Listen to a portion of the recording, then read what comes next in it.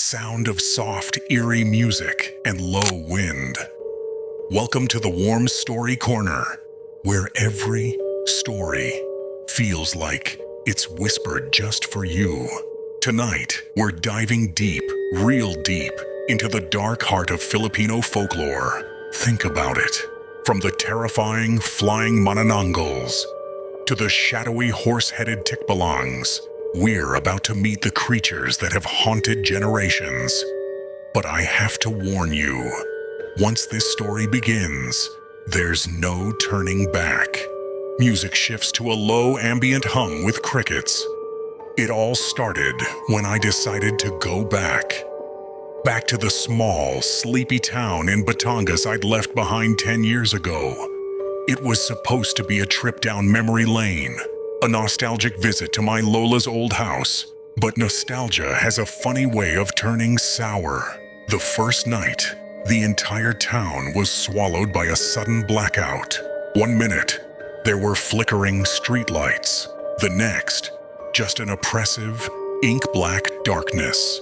I was standing on the porch, trying to let my eyes adjust, when I heard it.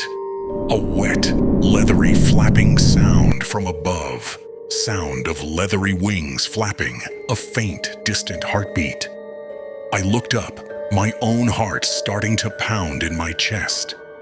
Silhouetted against the pale moonlight, soaring over the tops of the coconut trees, was something impossible. A torso, just a torso, with huge bat-like wings.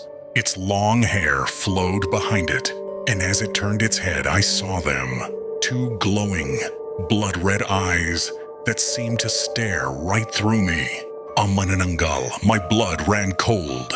It wasn't just a story. It was real, and it was right there. I stumbled back inside, slammed the door, and didn't sleep a wink that night.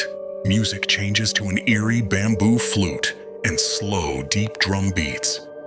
I don't know how I got there. I just woke up, not in my Lola's house, but on a dirt path in a remote mountain village.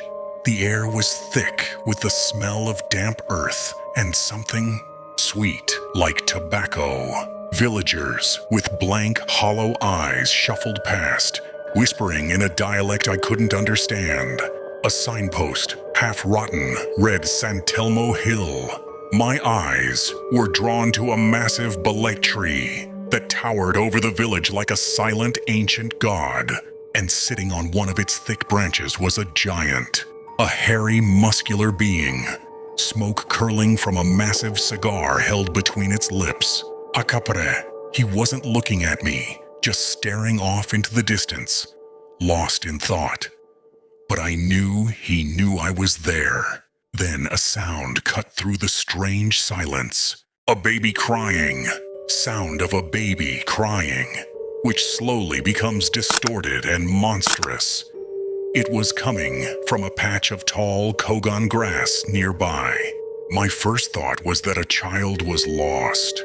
I pushed the grass aside and saw a baby wrapped in a dirty blanket.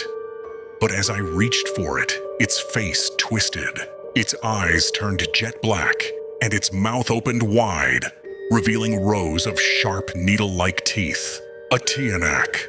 It lunged, sinking its fangs deep into my forearm. Sound of a pained yell, flesh tearing. Pain, sharp and searing, shot up my arm. I screamed and kicked it away, scrambling backward. I didn't think, I just ran. I fled into the forest, leaving the cursed village behind, with blood streaming from my arm and pure, unadulterated terror fueling my every step. Music shifts to slow, rhythmic drum beats, footsteps on dry leaves. The forest was a maze of shadows and whispers. Every rustle of leaves, every snap of a twig sent a fresh jolt of fear through me. I was lost, bleeding, and I could feel I was being followed. Sound of heavy hoofsteps and rustling leaves getting closer.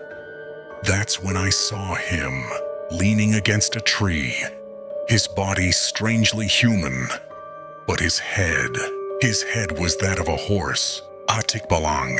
He was just watching me, a cruel amusement in his dark equine eyes. He seemed to be leading me in circles, enjoying my panic. I'd run one way, only to find myself back where I started, with him waiting for me. I was his plaything. My mind was starting to break. I just collapsed, my back against a tree, exhausted, wounded, and utterly hopeless. I closed my eyes, waiting for the end.